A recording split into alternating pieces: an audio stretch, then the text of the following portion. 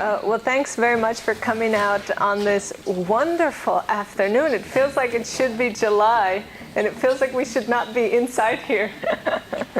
But thanks very much for, resisting the temptation to be outside and being in here with me today.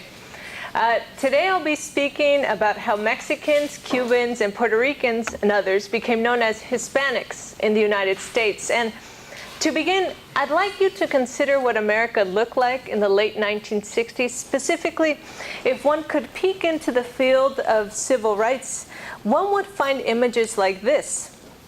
Activists in the Southwest created symbols like Chicano power and led protests to draw attention to urban poverty and education issues. In the Northeast, Puerto Ricans used protests to draw attention to issues of Puerto Rican sovereignty and community development. And in Miami, political groups were focused on denouncing Castro and the developments of the Cuban Revolution. And so what developed was, for the most part, a pattern of disparate political communities. Mexicans organized Mexicans in the Southwest. Puerto Ricans organized co-ethnics in the Northeast, and Cubans did the same in Miami. Now, it's not that the idea of panethnicity didn't exist. In fact, the notion has a long history dating back to the efforts of Latin American independence leaders, and in the US it was often the mainstream media that spoke of a, quote, homogeneous Spanish population. Rather, it was that the idea of panethnicity hadn't been institutionalized. Indeed, early attempts at political unity were met with resistance as Mexicans and Puerto Ricans accused one another of trying to impose their agendas, and as both groups resolved that they had little in common with Cubans. And we might think that in other sectors, perhaps like the market, we'd find much more panethnic connectivity. But if we look at commercial television, we find this same patterns. TV guide listings show that Spanish language stations in the Southwest broadcasted several hours of Mexican programming. Puerto Rican entrepreneurs in New York imported soap operas, comedies, and other shows made in San Juan. And since Cuban programming couldn't be purchased, entrepreneurs in Miami rented studios and made their own shows for Cuban American audiences. Moreover, there was resistance to panethnic media strategies. When station owners tried to, for example, provide Mexican programming to Cuban audiences and vice versa, they encountered loud disapproval. But America in 1990 looks much different. First, several of the major Mexican-American organizations evolved into Hispanic ones, attracting Puerto Rican and Cuban constituents and lobbying on behalf of Hispanic civil rights. And this is a picture of the National Hispanic Political Summit put on in 1988, which still continues to today. In 1990, there's also a prosperous Spanish-language television network. It's called Univision, that delivers the same programming to Mexican, Cuban, and Puerto Rican audiences. Last, but equally important, by 1990, there's this new census category. It's called Hispanic, which consolidates the communities into one statistical meta-group.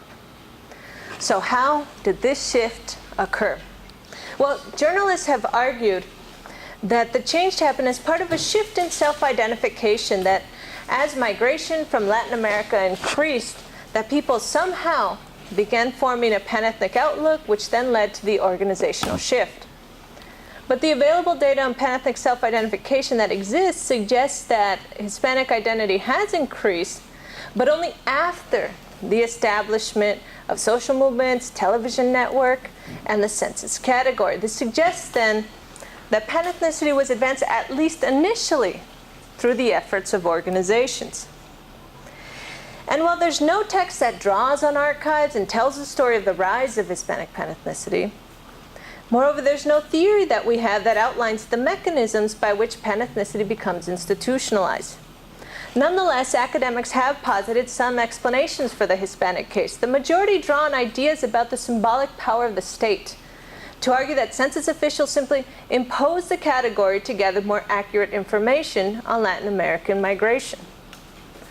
Others point to an ethnic mobilization theory to argue that it was political leaders who popularized Hispanic panethnicity in order to join the resources of their communities. Last, others point to the market. They note that commercial television creates mass images that homogenize the distinctiveness of Latin American groups, and in effect, the accounts provide really a sort of additive model of panethnicity. which assumes that the identity is resolved as a sum of disparate parts. As a result, we know little about the relational mechanisms that might have accounted for this shift, even though works on Asian and Native American panethnicity, for example, stress the importance of conflict and negotiation between agents in these sectors. Thus, Michael Omi draws on the idea of a classification struggle between activists and state bureaucrats to explain the Asian case. What my work generally argues is that panethnicity emerged from a sort of relay effect, wherein developments in the state sector influenced those in another. At the broadest level, the relay looks like this. First, Mexican American and Puerto Rican activists made claims on the Bureau demanding better data. In doing so, they shifted the way the Bureau perceived of these communities.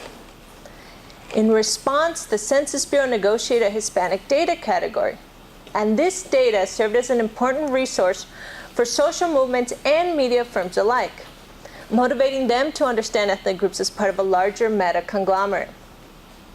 Third, activists, census officials, and media executives worked together to popularize the idea of a Hispanic identity. These cooperative efforts were targeted towards individuals to convince them to identify as Hispanic. And these actors also work together to convince organizations within and across fields to also adopt the notion of panethnicity. So the Hispanic case more generally highlights the important role of cooperation. And although most accounts of ethnic and racial categorization stress conflict and negotiation, the classification struggle, if you will, the Hispanic case shows that collaboration and joint interests can also, as well as struggle, allow for the creation of new categories. And what I want to argue today is that organizations in these sectors, these interest groups, if you will, developed important discursive strategies, which made it possible for them to collaborate. Organizations developed their own representations of panethnicity, which suited their efforts as they responded to changes in their field. And as they developed links to one another, they began to share these interpretations. The more they collaborated, the more they drew on each other's frames and narratives, and the more ambiguous the idea of panethnicity became. And so I argue that these discursive strategies, this sort of narrative sharing and ambiguity, were a necessary part of the emergence of Hispanic panethnicity. They essentially formed the basis for which collaboration was possible. Now, I arrived at this account by drawing on several data sources. There are basically three big groupings of data.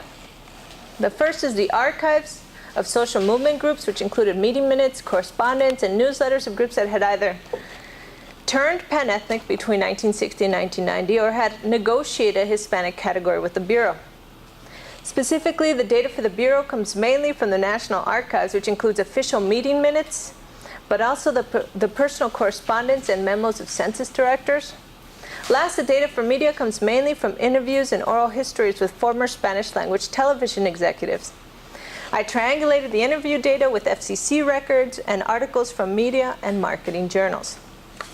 Now, to show you how Hispanic panethnicity became institutionalized, what I'll do today is focus on one organization in each sector. And I'll quickly show you how and why they adopted panethnicity. Specifically, I'll focus on the National Council La Raza, which is the nation's earliest Hispanic organization, the U.S. Census Bureau, and Univision. And although there are several messy, bumpy, and even downright ugly historical subplots involved in each case, what I'll stress today is how these organizations developed a specific representation of panethnicity. Then what I'll do is show how these organizations cooperated and developed discursive strategies that effectively created an increasingly ambiguous definition of Hispanic. So I'll begin with the National Council La Raza, that I'll call NCLR for short. And I'll show that it evolved from a Chicano to a Hispanic organization because the notion of panethnicity could make the organization seem national and thus seem legitimate and more attractive to grant-making agencies. And I'll show that NCLR drew analogies with blacks to represent Hispanics as a disadvantaged minority group whose overall numbers and needs rivaled that of African Americans. NCLR was established in 1968 by activists, and in fact, NCLR's original name was actually the Southwest Council La Raza, which reflected the organization's regional and co-ethnic focus. In the beginning, NCLR staged protests to shed light on issues like education reform and created community projects like vocational training programs. In effect, the organization expected early on that protests would help raise awareness and attract resources for community projects. Although it had some early success, it simply could not generate enough money to fund its projects, so it began to apply for grants. But this funding was still scarce, and NCLR activists believed that this was because state agencies and foundations alike perceived blacks as somehow more deserving of resources. In an early board meeting, the president of NCLR exclaimed loudly, "Every time we walk out in Albuquerque, we're clouded by something happening in Selma or Montgomery. Chicanos are invisible in the eyes of public officials in this country. Every time we have a legitimate set of complaints to present, Watts is burning or Rochester is burning, and the federal money goes to black programs." And this sentiment was shared by others. Thus, in 1971, even the Civil Rights Commission reported that African American movements had, quote, significantly overshadowed the efforts of Mexican American activists. And the Council on Foundations annual report had shown that while between 1960 and 1970, foundations had provided over 400 grants to African American groups, that only 11 had gone to Mexican American organizations. NCLR also saw groups like the NAACP receive million-dollar grants, and they felt slighted. Under these conditions, the leadership held a decisive meeting to discuss their future direction. Some wanted to engage in more protests and consciousness raising. Others wanted NCLR to become more focused on grant projects, to, quote, be more like the blacks, one member said. In a decisive vote, the protest-oriented leadership was struck down, prompting them to exit, accusing NCLR of having become too bureaucratic, conservative. Thus, following the lead of groups like the NAACP, NCLR then made three major changes. First, it moved its headquarters to Washington, where it created networks with government insiders and private foundations. Second, it changed its name from the Southwest Council to the National Council of La Raza. The main reason for this was that in talks with Ford Foundation and state agents, NCLR found that grant-making agencies would rather provide money to national causes, to programs that would affect change in various cities.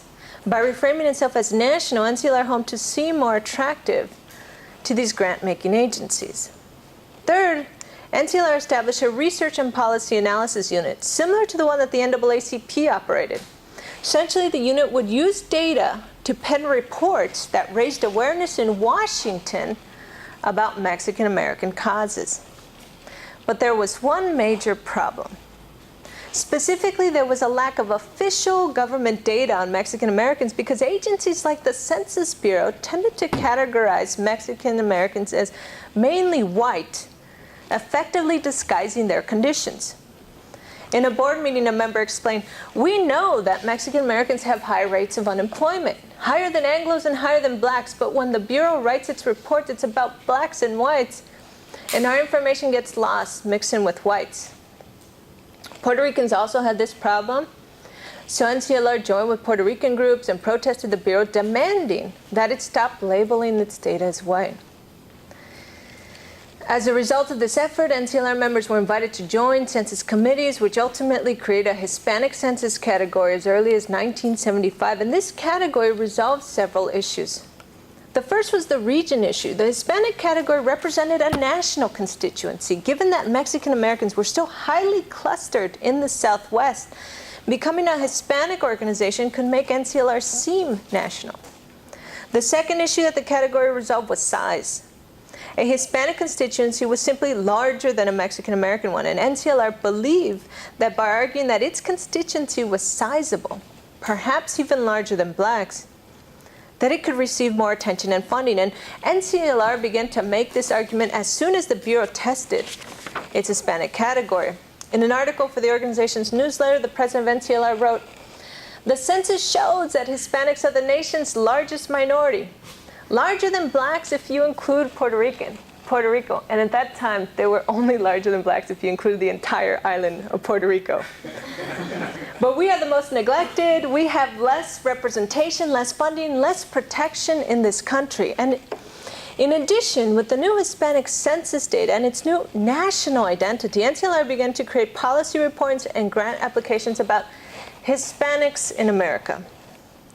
And as NCLR wins these grants, it uses the money to fund Hispanic programs in New York and Miami, thus attracting Puerto Rican and Cuban affiliates. It created a National Hispanic Leadership Conference in 1976 by inviting Puerto Rican and Cuban organizations that had ties to Washington. And in the conference, speakers expressed that Hispanic unity could be an effective mobilizing strategy. Thus, in an excerpt from the keynote speech at that leadership conference states, "If the 1960s was the decade for our black brothers, surely the 1980s will be the decade for Hispanics. We have suffered disdain, neglect, and disadvantage, which has taught us many lessons, but our time in the sun is upon us. Together, we are motivated to combat the institutional forces that exclude us, because in unity, there is strength." So there's this idea then that Hispanic panethnicity could be an effective mobilization strategy.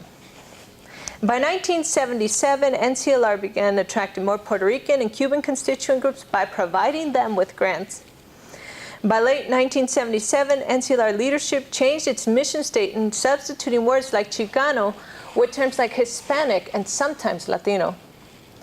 It also revised its executive board guidelines and now reserved a minimum number of positions for Puerto Ricans and Cubans. By 1980, NCLR became the nation's foremost Hispanic advocacy organization. In effect, what the case of NCLR shows is that panethnicity emerges in the civic sector not simply because it can pool resources, but because in a context where ethnic communities compete for resources, panethnicity can reframe the meaning of ethnic subgroups and create analogous links with other minority populations. So let me now transition and focus on the U.S. Census Bureau, and what I want to show here is that the panethnic category was adopted because it could deflect criticism from minority organizations and secure their cooperation. And I'll show that the Bureau ultimately represented panethnicity as a sort of meta-statistical category which complemented instead of replaced ethnic identification. The account of the Bureau begins right after the 1970 census, when it received an unprecedented number of complaints from groups who argue that the agency had undercounted minorities. And these are just a few of the headlines. Perhaps the most damaging for the Bureau was a report by the Civil Rights Commission that called the census counts of Spanish speakers as, quote, disastrous. Feeling this pressure, Nixon replaced the census director, who then created a minority advisory council to plan for the 1980 decennial census. Specifically because the Civil Rights Commission had criticized the account of Spanish speakers, the Bureau created a Spanish Origin Advisory Council that included members of NCLR, as well as Puerto Rican activists and some Cuban leaders with ties to the Nixon administration. Beginning in 1972, the council held regular meetings on the issue of the undercount. But the council members were also conscious of the classification issue and demanded that the Bureau stop grouping their data with whites. Specifically, they wanted the Bureau to insert their ethnic groups as racial classifications, similar to the way that some nationalities, such as Chinese, were included on the census. And the question would have looked like this, with nationality as a racial classification. But for the Bureau, this was a non-starter. In a memo, the census director complained that the method would have made it possible for, quote, every other damn country south of the border to have its own label. Instead, the Bureau proposed a Spanish origin category that would cluster the groups together. It proposed the following. The question would have a meta-category, but opportunities for subgroup identification. For activists, the category seemed plausible. On the one hand, it could provide them with data for their individual groups. On the other hand, it provided this other category that would count two important groups. The first was a group of mixed Latinos that were a combination of Cuban and Puerto Rican ancestry. The second group consisted of individuals who had been in the Southwest for generations, but did not define themselves as Mexicans. They called themselves Hispanos in New Mexico, and in Texas they called themselves Tejanos. Activists argued then that there needed to be this other sort of non-white, but also non-national category that could cover these two groups. And for the Bureau, the other category could encompass other Spanish-speaking populations, like Central and South Americans. But there was still the issue of whether this new category would be a race or whether it would be an ethnicity. The council members voted to make it a race, arguing that the people of Latin America were a mixture of European, indigenous, and African ancestry, and thus were not white. However, the Bureau decided against the racial designation. They did so because when they included a Hispanic category in the race question during pre-census trials, and thus forced individuals to choose if they were, for instance, Hispanic or Black, the number of Blacks dropped. In an interview with the former census officials, he recalls a critical meeting where the Bureau discussed the issue of race. He states, "The census director spoke of the danger of including the Hispanic category as a racial one. He knew he'd get complaints from Blacks if their numbers went down overall, and you had to think about the Puerto Ricans. This was a real possibility. Not to mention the Native American numbers in the Southwest, and there was even the fear that Filipinos in California would choose Hispanic over Asian, and we get it from all three groups." And this fear of other groups, especially African Americans, were real. Indeed, in 1977, the Bureau even led a discussion forum with members of the NAACP to assure them that the new Hispanic category would not be a racial one, and that the number of Hispanics would not surpass the number of African Americans in 1980. And at that time, the Bureau had actually estimated that the number of Hispanics would not surpass the number of African Americans until the year 2057.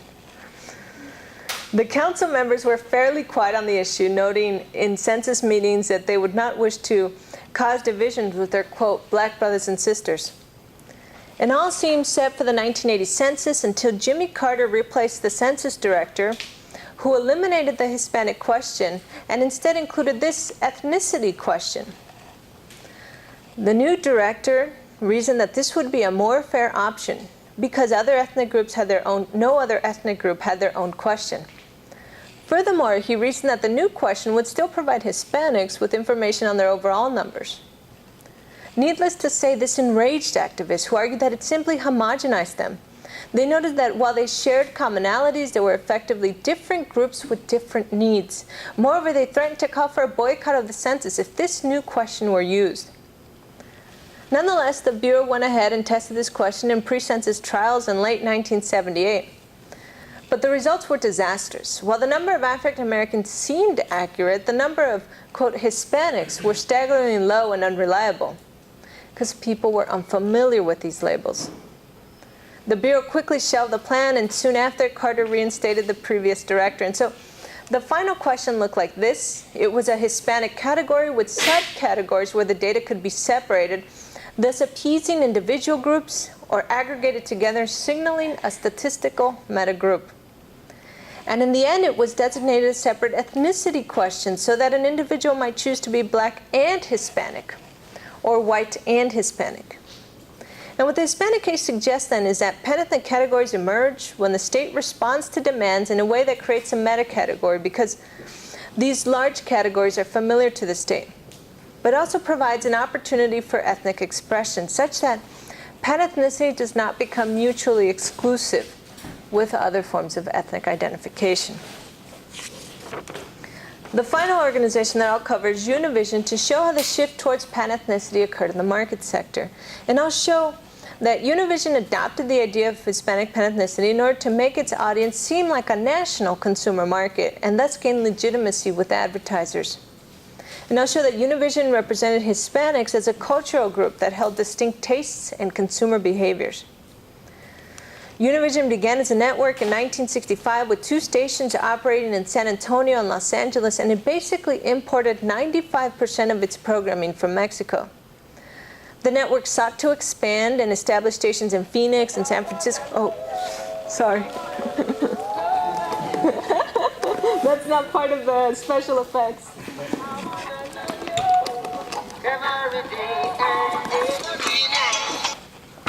It's never happened before. We can edit the video, I'm sure.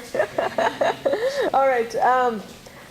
The network sought to expand and establish stations in Phoenix and San Francisco, but it faced one important obstacle. Major corporations were simply not willing to purchase advertisements, and until that time, Univision, like other Spanish-language networks, had simply gotten by with money from local businesses, and this was not enough for expansion. Advertisers were unwilling to invest because, on the one hand, they believed that Mexicans, like Italians and other European immigrants before them, would simply assimilate into the mainstream population. They didn't really see a boundary between Mexican immigrants and the descendants of European migration. Thus, in an early press interview, the president of Univision stated, well, advertisers used to say, well, you know, Mexican immigrants aren't going to watch television in Spanish. They have all these English channels that they've gotten used to. Why would they look at a Spanish station? And they're old, and these people will be dying, and the second generation doesn't speak Spanish. Yet the other major trouble with expansion was that Univision was focused on the Southwest, and other major advertisers had already been accustomed to investing in national network television. For their part, corporations didn't believe it would be profitable to make a commercial that would only be shown in one region, especially when they could purchase advertising on NBC or ABC and thus have one commercial broadcast to a national market. To deal with these obstacles, Univision did two things. First, it acquired money from Mexican investors, but instead of abiding with their original plan of Western expansion, they used the capital to establish a station in New York in 1970. And in an interview that I conducted with the former vice president of Univision, he stated simply, look, if Madison Avenue couldn't turn on the television and see us, well, then we just didn't exist to them. And Madison Avenue was a sort of iconic symbol of the major ad firms that were all clustered in New York during the era. So if advertisers couldn't see Univision on their television, well, it wasn't a network that warranted attention. So Univision created a New York station. In addition, the network established affiliates in markets like Chicago, DC, Boston, and Miami. And within 10 years, by 1980, Univision had UHF affiliates in most major markets. And so with expansion, Univision could create ads like these that displayed its audiences as a national one. And they did this in hopes of seeming more legitimate to advertisers. This was part of a 1977 ad published in a marketing trade magazine. Now, the second way that Univision tried to convince advertisers to invest in the company was by focusing on data. See, when advertisers thought that Mexican Americans would assimilate and, quote, die out, they weren't really drawing on data, in large part because the Census Bureau and other government agencies classified Latin Americans mainly as white, effectively disguising their numbers and their projected growth rates. Thus, Univision would draw on smaller surveys and create its own estimates to prove that its audience was large. But this created confusion to advertisers because these numbers seemed to lack legitimacy. Indeed, in an early press interview, an advertiser commented on the confusion, knowing, the Spanish population of the border states? I don't know. Could be anywhere between 1 and 4 million, depending on who you ask and what survey they want to show you. So the Hispanic Census category was a huge boon to this industry, for it could now provide corporations with the official government data that detailed the size of their potential audience and that created a boundary between Univision audiences and whites. But instead of simply using the census data to denote size, they coupled it with their own surveys of consumer traits to create manuals about the national Hispanic market. So, for example, this manual was the first on Hispanic marketing, and it was published by people involved with Univision. And these and other manuals had phrases like this. The Census Bureau shows that the Hispanics are a growing population. They have larger families than other groups, and their median age is younger. And since we know that they are family-oriented at the very least, the numbers mean that they will purchase more diapers and more household products than other groups. And so what we see is that census figures are coupled with an argument about cultural values. In this case, it's a description of Hispanics as family-oriented, and this is translated into a particular consumer trait. And they use this Hispanics as consumers frame then to boost ad sales. Over time, the boom in marketing generates profits that allow Univision to create its own programming. They begin slowly with the sort of Hispanic nightly newscast, which uses Mexican anchors, but Cuban and Puerto Rican reporters, and snips together pieces of news from across Latin America. To pull off these U.S. Hispanic shows, anchors had to be trained to de-accentize their Spanish in order to communicate to Mexican, Puerto Ricans, and Cubans alike. And Specifically, journalists at one point were taught a sort of Costa Rican Spanish because it was thought to be the most pure and accentless. And by late 1980, the newscast was supplemented with talk shows, variety shows, and game shows that were filmed in the U.S. and catered to what Univision called now an American Hispanic population. For example, the talk shows featured topics like raising the second generation in the United States, and the variety shows included diverse musical acts from different regions and parts of the Hispanic community. And the message of these shows was that Latin American immigrants were diverse, but they had sort of common tastes and experience. And by 1995, 75% of programming was comprised of shows made by Univision. So ultimately, we see that in the market sector, panethnicity becomes a way to represent subgroups as sizable, culturally bounded consumer market. Okay, so now let me quickly recap what I've said so far. I've shown that initially, activists made claims on the Bureau demanding a boundary between their groups and whites, and the Bureau negotiated the idea of panethnicity, which they saw as a meta-category that was complementary to ethnic identity. NCLR used this data to create an analogy with blacks and framed Hispanics as a sort of disadvantaged minority. And Univision created cultural images of Hispanic commonality and created an argument about consumer practices. And really, none of these groups could have developed these arguments on their own. The idea of a Hispanic category became available to the Bureau as it negotiated with activists. And for NCLR and Univision, panethnicity became a successful organizational strategy because it can draw on the state's resources and on census data. What I'm going to focus on now is the way that all three of these organizations depended on each other and collaborated, because it was only by working together that they could attach the census category to a salient Hispanic identity. Indeed, the Census Bureau depended on activists and media executives because they needed them to help convince individuals to identify with the category. So the Bureau asked political groups, including NCLR, to publicize a Hispanic census question. In response, these groups held town hall meetings across the country that introduced individuals to the new Hispanic question and implored them to identify with the category. This is one of the flyers that NCLR made and handed out in different town halls across the country. It says, "We're united, we're Hispanic on the 1980 census." And in a sense, it was ethnic political leaders, not state bureaucrats, that could legitimize the category among individuals. And in a series of meetings, the Census Bureau reaches out to Univision, imploring them to publicize the category as well.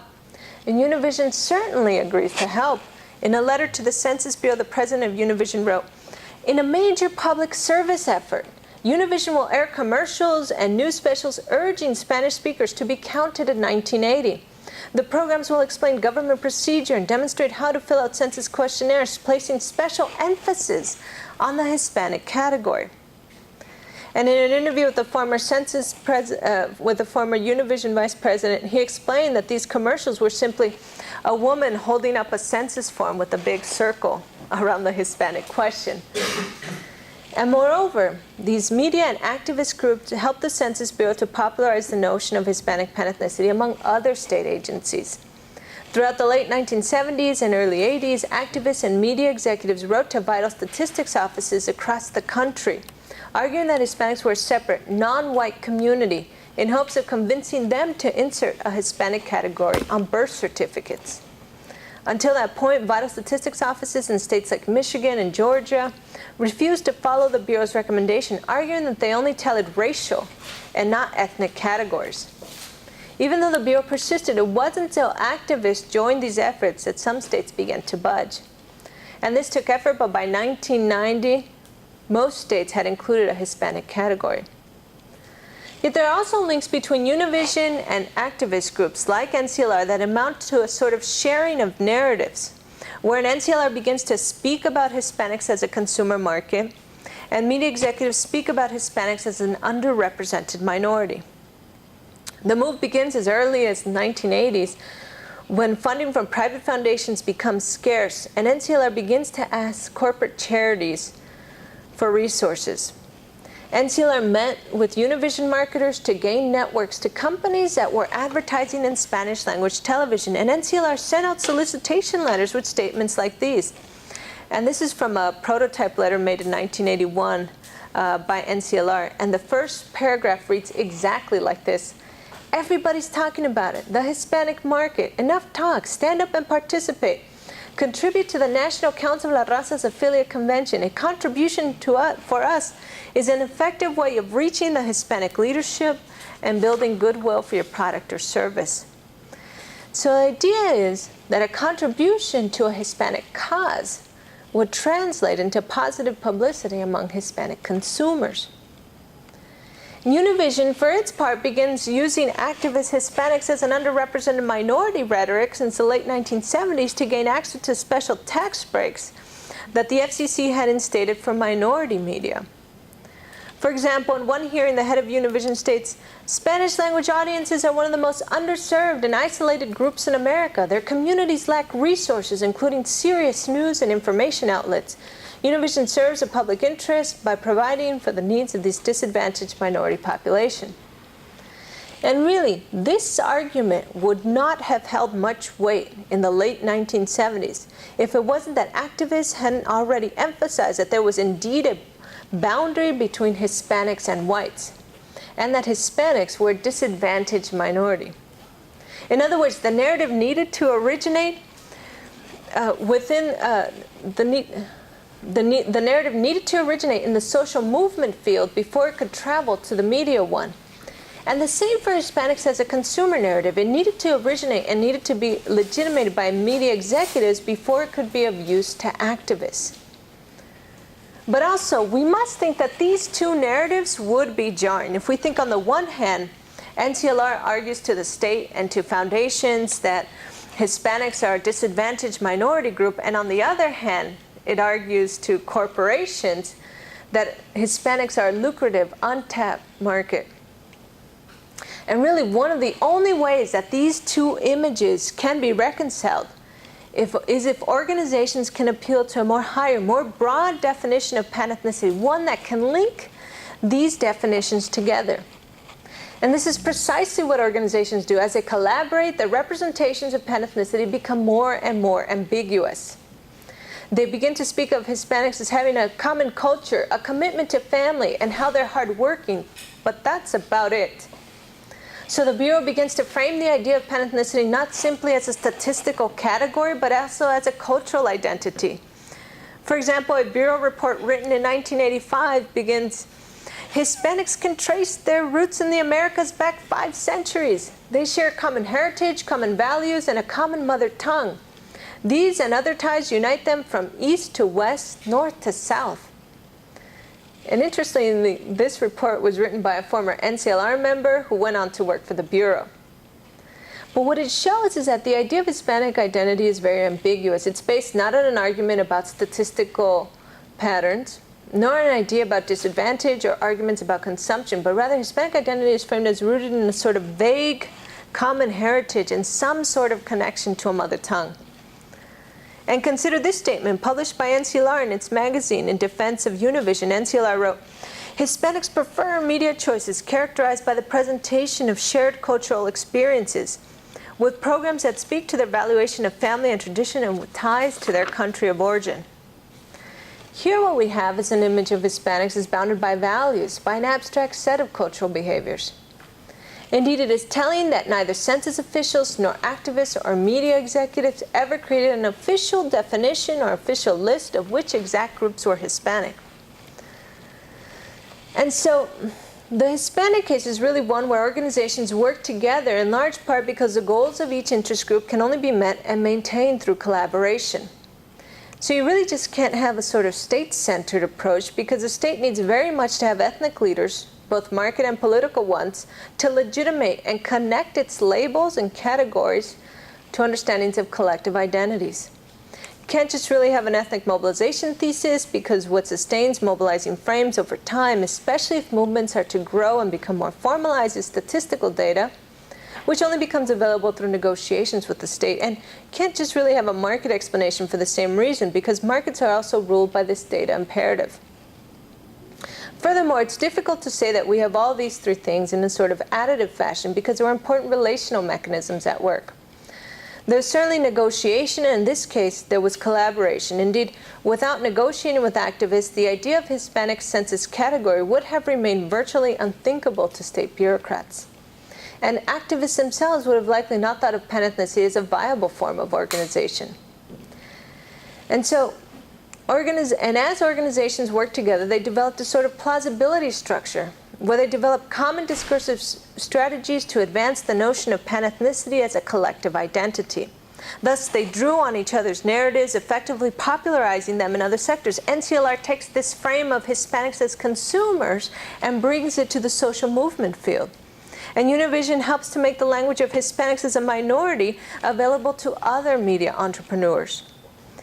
But these otherwise contradictory representations could hang together because the idea of Hispanic panethnicity becomes defined as vague, abstract, and taken for granted. And so ideas about consumption, social disadvantage become only characteristics of the Hispanic community, but not the sole definition of what makes Hispanics Hispanics. And so to conclude, I'd just like to speak for a minute about the broader question of boundaries and ethnic categories. And the empirical motivations for the project were clear, but there were also broader issues about how boundaries expand and how new categories emerge out of smaller ones. And I think that the project highlights the important role of resources and historically constitutive moments for sure, the when and the why of boundary expansion, but it also details the critical role that discursive strategies play in how boundaries expand. Indeed, in this case, it shows that if new identity categories are to emerge, and if they are to have a sort of staying power and diffuse, then organizations and interest groups are going to have to frame panethnic categories with a certain degree of ambiguity. Because you have two issues here. On the one hand, you have this goal of expansion, to establish larger group out of subgroups. And on the other hand, you still want a boundary to distinguish the new larger group from others. And to manage these two things, actors need to create a narrative about difference. But this narrative can't be too restricting, for it will need to accommodate different interests. The idea of Hispanic, just like the idea of other pan-national, pan-ethnic identities, has staying power for now, because it can mean different things for different interests. And it's not necessarily a contradiction to say that Hispanics are a minority or that they are a market, because in the end, at the highest level, they're a group bound by some sort of set of common values. This means, of course, that individuals can also imbue categories with different meanings. And well, to keep this expanded, ambiguous category within reason, tools like analogies, which create almost categorical pairings, become essential aspects of boundary expansion. Analogies transpose meanings from one group to another. Hispanics are like African Americans, and so you can see that a group is defined by drawing on the characteristics of another. But analogies also affirm a difference. In this case, Hispanics are like African Americans, but the two are not one and the same. In other words, the analogies help interest groups to delimit ambiguity and thus develop boundaries around the meta group. Ultimately, though, ethnic boundary expansion, the construction of panethnicity, is a process made possible not by eliminating ethnic subgroup differences, but by appealing to a broader commonality, which, although ambiguous, can serve the needs of distinct groups and still provide opportunities for individual ethnic expression. Thanks a lot.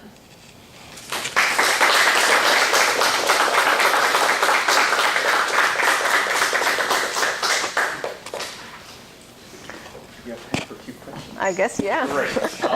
We're going to take a few questions now, but I wanted to announce actually two other events that the Center for Latin American Studies is organizing. One is this afternoon at 4 p.m.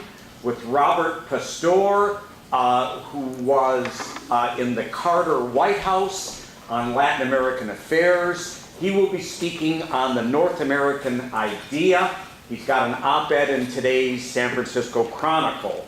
That's at 4 p.m. in 553 Barrows. And then on Monday, this coming Monday, at 4 p.m., we're going to have Juan Carlos Botero, who's a noted writer, speak about the art of Fernando Botero, who happens to be his father. It is based on a new book he's just come out with. It is a fascinating presentation this Monday, 4 p.m.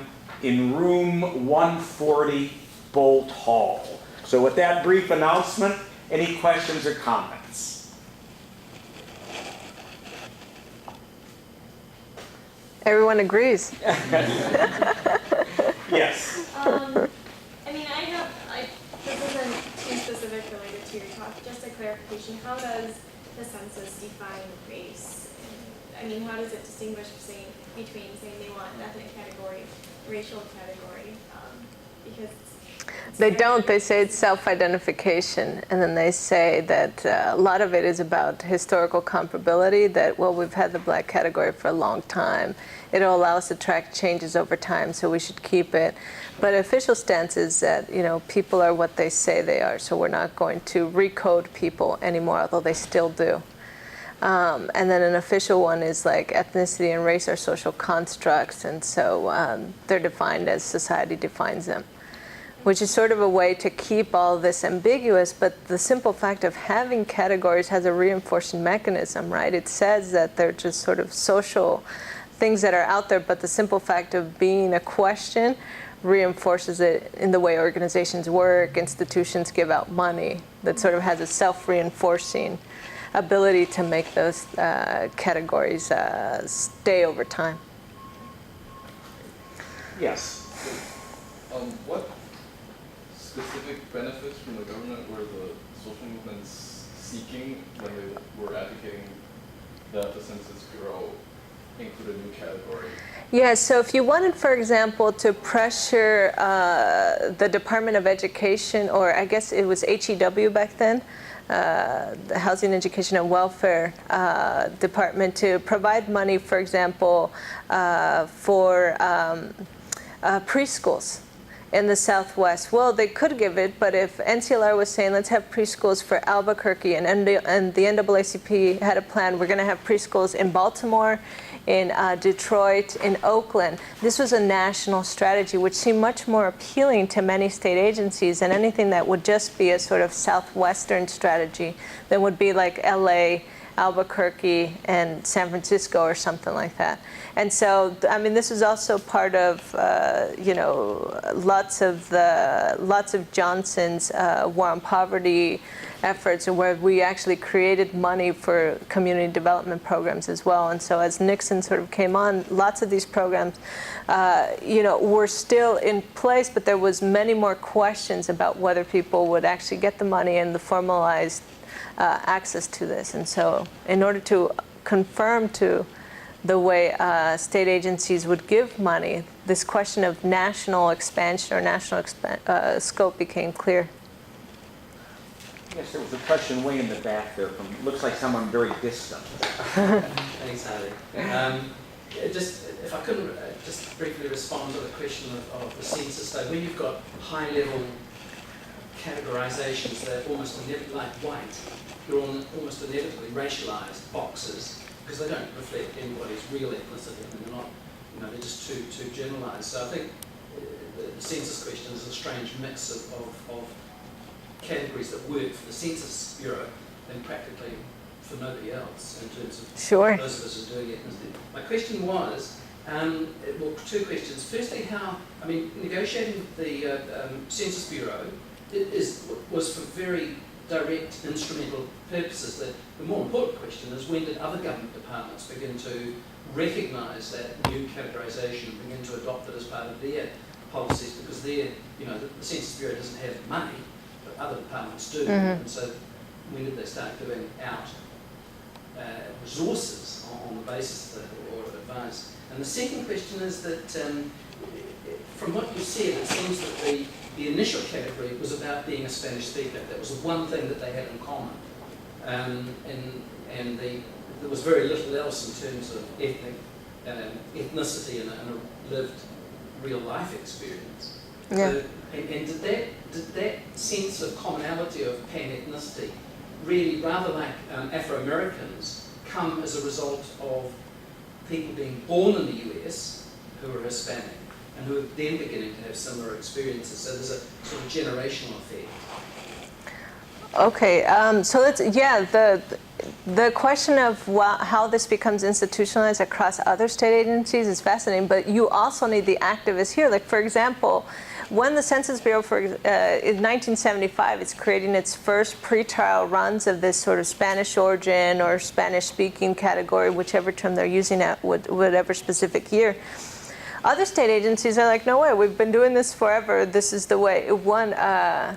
Vital statistic agencies, for example, like California's Vital Statistics Office that sort of runs birth certificates and will tell you what the categories will be, might have said at one point to the Bureau, no, we've had these categories for a long time, they've worked for us. Plus, if you want us to put an ethnicity, an ethnic category, then we're going to have to place Polish, we're going to have to place Italian, all other ethnicities, right? Because these are ethnicities in relation to race, and you're telling us this ethnicity, we'll let them just categorize themselves by their race.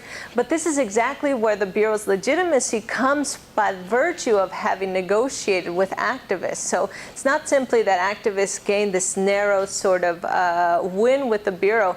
They actually then start writing letters to vital statistics offices in Michigan and Georgia and say, no, this is a category that we want. This is not a category that fits the Bureau's, this is not a category that was just created by bureaucrats in their own office. This is a category that proudly reflects our circumstances, and by you not creating this category, you're denying us this identity. So that was a key part, and they mobilized them not only to vital statistics offices, they mobilized them. There were also broader, implications. OMB also came in the late 1970s to get federal government categories on the same level during the late 1970s. But in terms of where legitimacy came to employ other agencies, it definitely came from this negotiation, the role of activists. And so the second one was it language, and then was it the second generation sort of, right? And so in the beginning, this is funny, because in the beginning it is sort of this understanding of Spanish speakers, but if, the Latino population in the United States has this sort of long history, and the role of schools sort of not denying, but sort of encouraging English only practices, and sort of it's not necessarily that those that would be deemed Spanish speakers actually spoke Spanish. And so this is a statistical nightmare, because if you actually have Spanish speaker as your frame of reference, as of, for example, a census category, the number of Spanish speakers versus your idea of who should be a Spanish speaker would never add up. So this became then, if we're not talking about language, because you had lots of second, third, fourth generation. In fact, lots of the activists that were negotiating with the Bureau couldn't even themselves speak Spanish, because they had grown up in Texas or in many of these areas where schools had sort of had sort of pushed this assimilative framework. And so the argument then, if we're not going to talk about language, because if you do it technically by language, then we're going to lose a lot of people, we need to talk about something else. So it had to be talked about culture and origins. And in the beginning, it takes phases. In the beginning then, this idea of what else it would be if it's not language was, this experience of migration, this experience of having somehow connected either through my grandfather or my great-grandfather in some way to sort of being transplanted in the US. And of course, then everything has a problem. This then created a problem with the people that were actually here when the Southwest wasn't the US, and things like that. So everything had problems, which is why it had to become more and more ambiguous. It couldn't just be about tongue. It couldn't just be about migration. It had to then be lofty, about religion, hardworking, etc. Unfortunately, we have time for one more quick question, and then I have a brief comment. Okay. Yes. Was there any opposition? That's not a brief question. Yes, there was a lot. Yes, there was a lot. And I'm surprised most people ask me, why do you say Hispanic and not Latino? And I think that comes from, there was certainly this idea then that those groups that were calling themselves Hispanic were much more conservative and bureaucratized, and that this was, again, sort of local grassroots identities, especially Chicano identities, for example. But over time, these groups also saw, the benefits, especially the Chicano movement, of creating ties. And so I think, although someone else should write this book, I think this idea of Latino became, almost a resistance to Hispanic. But then it changed dramatically. So I'll leave it at that. Well, one brief comment before we conclude, and I think this is the beginning of a conversation, not its end. It's just the end of this part of it. I find this research very compelling and very original, and really presented at a unique moment. And listening to the way you laid it out here, each of the three things you discussed, the government, social movements, media, Univision in particular, were insightful and fascinating in and of themselves. But had you discussed just one or even two, it would have been a much more limited understanding about how this phenomenon developed, and it has, obviously all kinds of implications today and going forward. But putting them together in quite the way you did, I think, adds a very valuable, in fact, critical dimension to understanding panethnicity, how it developed, where it is, and where it might go. So I think it's really a fascinating presentation, some very thoughtful work, and it opens up a lot of future conversation in this area. Great. So thank you. Thanks a lot.